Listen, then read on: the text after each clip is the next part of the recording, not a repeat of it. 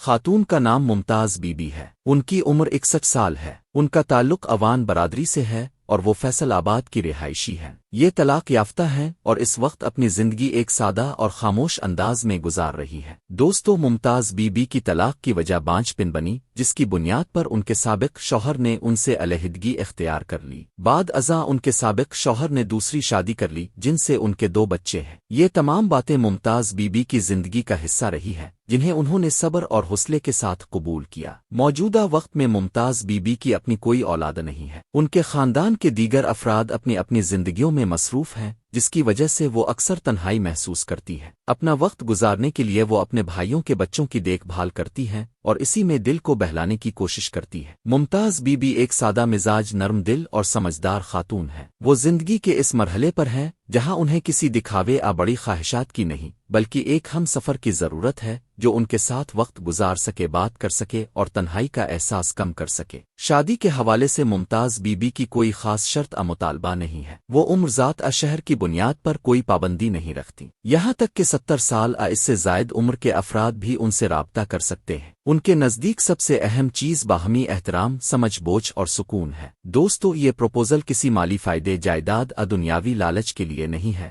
بلکہ ایک ایسی خاتون کی آواز ہے جو زندگی کے اس مرحلے پر تنہائی کے بجائے ساتھ چاہتی ہے۔ وہ چاہتی ہیں کہ ان کی باقی زندگی عزت، وقار اور سکون کے ساتھ گزرے۔